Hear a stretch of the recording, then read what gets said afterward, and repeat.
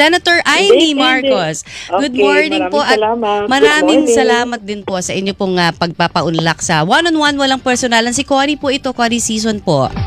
Hi Cory at happy Monday Opo. sa lahat na nakikinig. Balik Yes. trabaho tayo. Opo, balik trabaho. Hindi ho totoo nga yung sinasabi ko nga kanina, may mga kumakalat sa social media, 'di ba, na holiday ngayon. Hindi daw totoo. Ayan. Ganon, holiday ngayon. Bakit daw? Dahil bukas po daw ay Ramadan. Oo, so Tama, fake Ramadan news na talaga. naman 'yan. Oo, 'di ba? Pero bago ho ang lahat, Senator Amy, kakamustahin po muna natin unang-una no ang lagay po ng dating First Lady natin na si Imelda Marcos. Siyempre, kamusta na po ba ang kanya pong lagay? Well, mabuti naman at inaasahan namin na makalabas bukas kasi wala nang lagnat. Ay, very good. Yun, pinagbabawalan na nga ng bisita kasi sobrang sosyalan. Kaya lang, ito nga, may pneumonia pa rin. Alam mo Opo, naman yun, opo, imeldific ever. At yun nga, wala nang lagnat eh. Kaya okay naman. Yun nga lang, long playing ang mga pneumonia ngayon. Ay, totoo. Grabe po. Ewan ko ba, bakit ganyan ang tagal-tagal? Oo nga ho. Sa kaso po ni First Lady, ilang linggo ho ba o ilang Hindi araw? naman, kasi last week lang naman siya talagang natuklasan na may Nahirapan. pneumonia. Yun, tapos parang napapawi naman. Kaya lang, yun nga, matagal at matanda na siya. 94 years old. Ay, Nakaka-nervous bawal na daw rin, sabihin na matanda. Ay, hindi, gustong-gusto Gusto niya. ba niya yun? Okay. Oo, gusto niya kasi siya daw ang unang recipient ng Expanded Ayun. Centenarians Award. By July daw, 95 na siya, qualified, Ayan, qualified na. Ay, Pero, pero, nakakatawa nga yung matatanda. Yung mga lolas and lolos natin, Opo. talagang ganadong-ganado. Talagang nagpupumiglas na silang tatanggap ng una. Eh, sabi ko, Habol, teka oo. muna, wala pang budget yan. Wala pa, hahanapan pa lang. Kapapasa pa lang eh. Pero, baka next year excited. pa. Oy, pero Senator, good to know na at least maayos po ang kalagayan ni dating First Lady Imelda. Pero ito may mga iba tayong mga kumbaga nakakalap no itong survey po ngayon. Magpapa-react lang kami sa survey po ng Octa Research no. Bilang kayo po ay okay. Nasa Senate Committee on Foreign Relations. Sabi nga ng Octa Research Survey, 3 out of 4 na mga Pilipino ang handang ipaglaban o ipagtanggol daw ang bansa laban sa mga dayuhan sakali ho na magkaroon ng external conflict. Sinasabi nga parang obvious dito yung usapin sa West Philippine Sea. May mga concerns ba pinag-uusapan ngayon, particular na ho doon sa sinasabing military conflict na at pinaghahanda na po ng China ang kanila pong militar? Ang akin, hindi naman talaga matatawaran ng tapang ng Pilipino. Talagang ipaglalaban natin ang kalayaan sa ating bansa. Nakita natin. Kaya lang, bakit naman natin pinag-uusapan ng gera? Ayoko kasing usapin yan eh. Alam na natin, nung Second World War, mahigit 10% ng Pilipino ay namatay. Ayaw na natin ng ganong klaseng madugong usapin. Yes. Huwag tayo maiipit sa dalawang dambuhalang bansa. Alam ko na lumalala ang girian sa gitna ng Estados Unidos, ng Amerika at saka ng China. Ang totoo, kaalyado naman natin ng USA at sa kabila nun, hindi naman natin kaaway ang China, kundi number 1 trading partner sa halos lahat ng bagay, higit sa lahat sa pagkain. Kaya't malaya tayong manindigan sa sariling pakikitungo sa mga dayuhan. Dapat may independent foreign policy. Huwag tayong pilitin na pumili isa sa isa. Nagagalit ang China sa atin kasi masyado daw tayong kumakampi dahil sa napakaraming EDCA sites.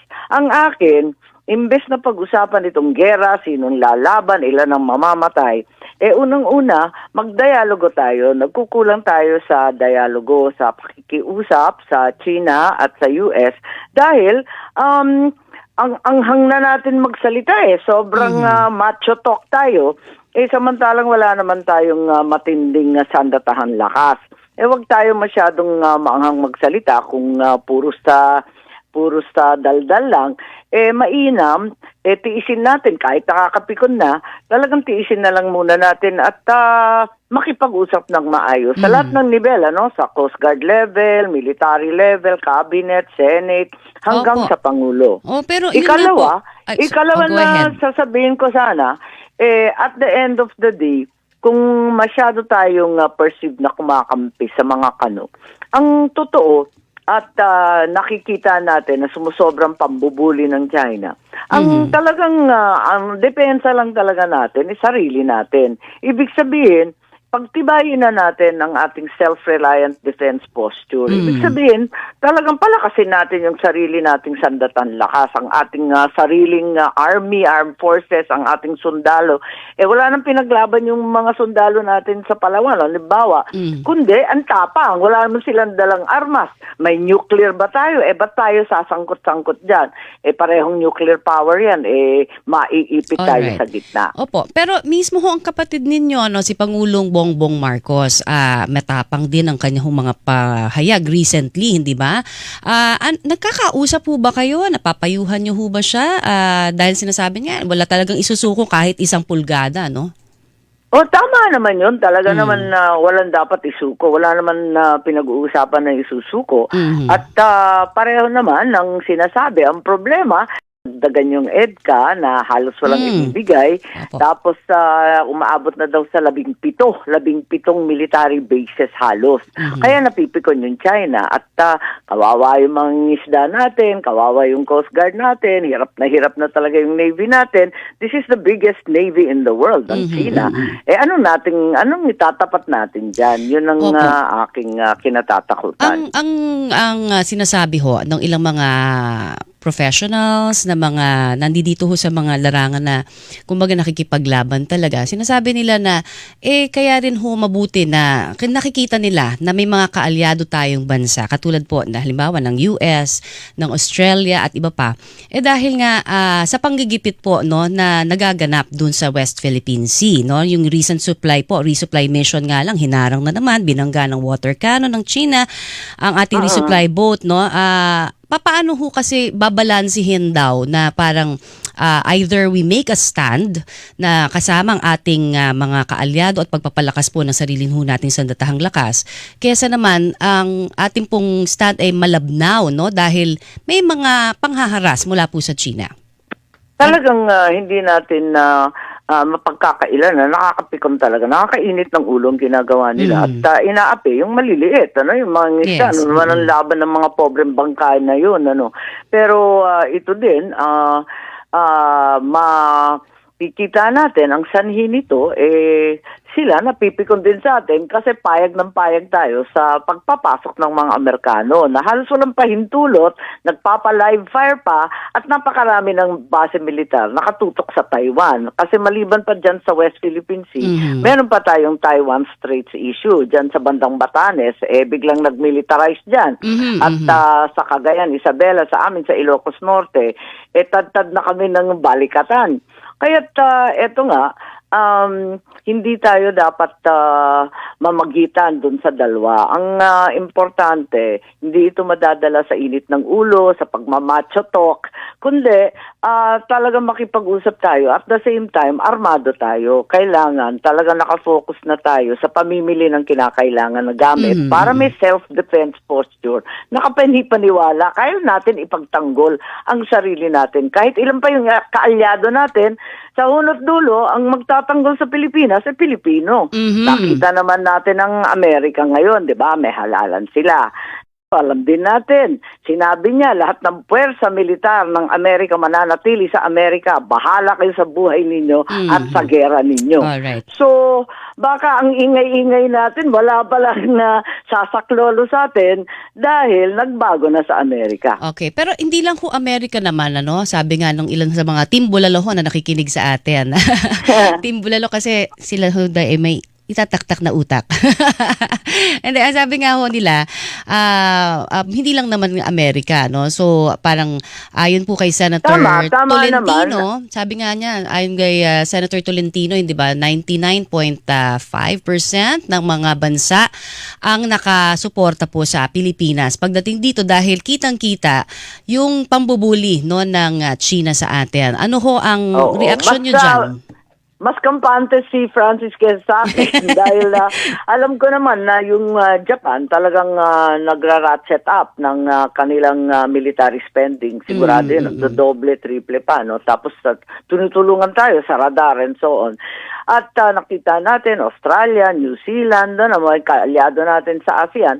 Ang problema, alam naman natin, nakita natin sa Ukraine, sa Israel, nakita natin sa umpisa, kayang-kaya pa, pag madugo na, nag-aatrasa na. Hindi na nila kaya. Siyempre, uunahin nila yung sarili ng bansa. Paano naman sila tataya sa ibang bansa? Ano? Kaya't lagi kong sinasabi, at the end of the day, Pilipino talaga ang paglalaban yung Pilipinas. Pero kung wala tayong kakayahan, kahit marami tayong kaibigan, di naman tatakbo yan na para sa atin lagi. Ano? May kinakailangan rin sila sa kanilang bansa, may kakulangan din, may hangganan yan. So, makikita natin, may history tayo sa Japan, talagang mahihirapan din. Kasi ngayon lang sila nag-aarmas Paumpisa pa lang sila, di ba? For the longest time, non-military yan. Talagang hindi sila pinayagan dahil sa Second World War. At sa ASEAN naman, alam naman natin, may kanya-kanyang claims din. Ang Vietnam at ang Pilipinas, may alitan din. Ang Malaysia, may alitan din. Meron tayong border conflicts. Pati sa Indonesia, ang Indonesia, sinabi na, hindi daw sila sasama dyan sa gulo.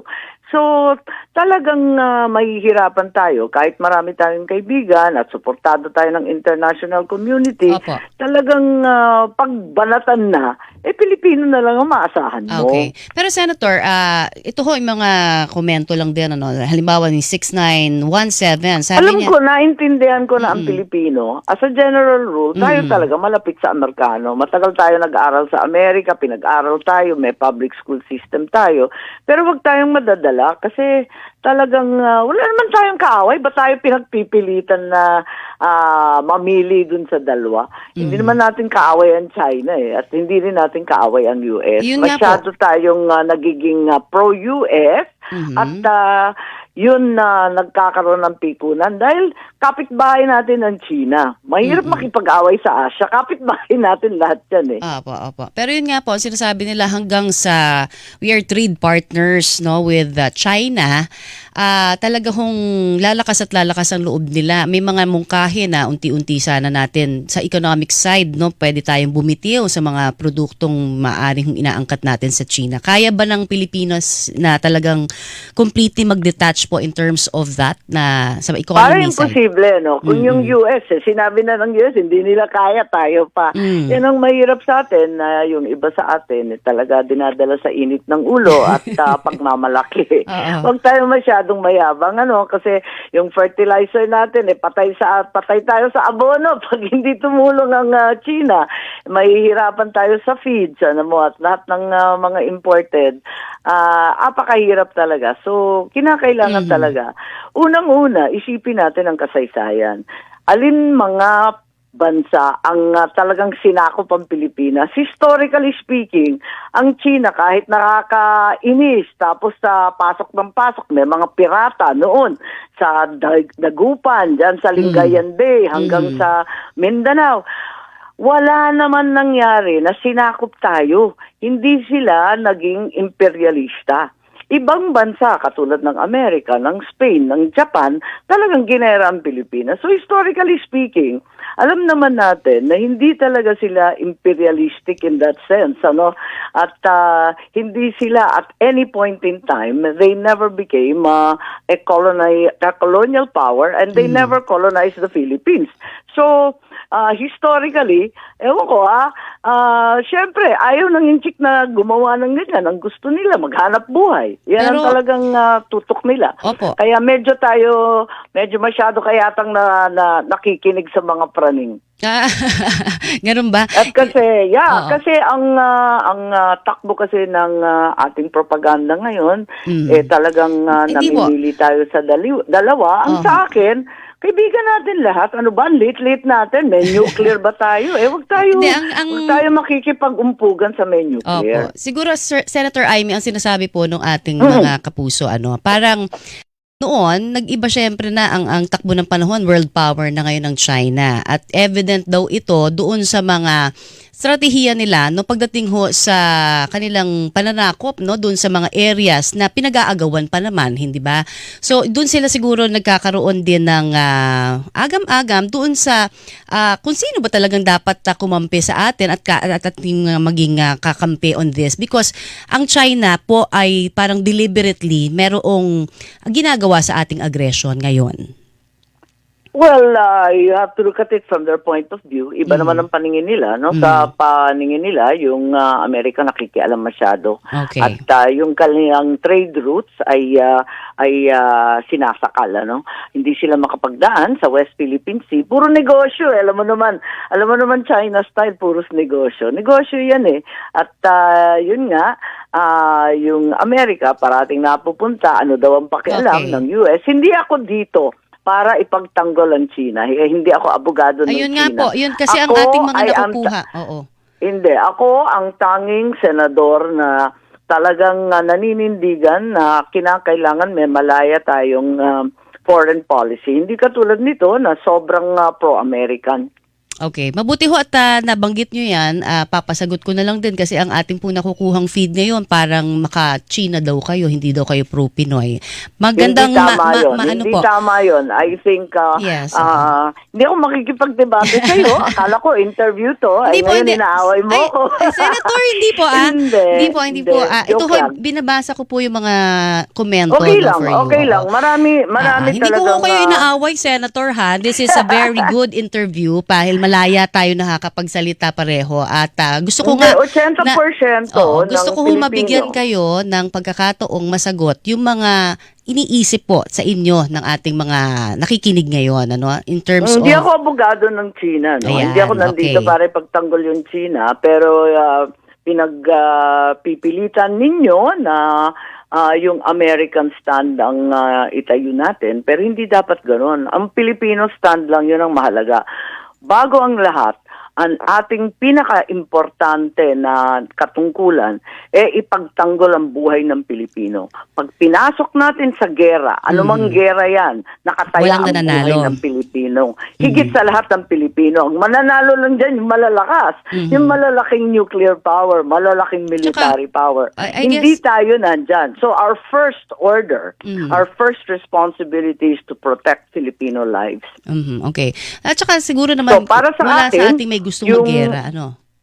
Yun nga, pero yung laging pinapasok, yung iba't ibang bansa at yung pumapanig tayo sa US o pumapanig tayo sa China o pumapanig sa miski sino, magkakaproblema tayo kasi sila nag-aaway. Tayo, walang kaaway. Ba't tayo pumapasok dyan? Ayan, okay. Yun lang ang akin. Wala akong pinoprotektahan at pikon na rin ako sa China. Ang lapit namin, alam mo ba kung gaano kalapit ang Ilocos? Hindi, ang Ilocos, pag inon mo ang radyo namin ay Kaohsiung, ano? May Hindi masasagap na. Kasi ang Manila is 550 kilometers away. 400 kilometers ang Taiwan. Mas malapit sila sa amin.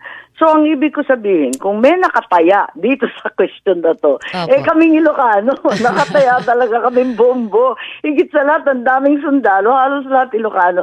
Sa lahat ng ayokong mangyari, talagang tayo ang paputukan, may masaktan, may mamatay na Pilipino, at maari ang mangyari sa ginagawa natin at parang nagkakagiringan, hindi naman natin kaya yan. Kaya, parati ko sinasabi, mainit ang ulo natin, totoo.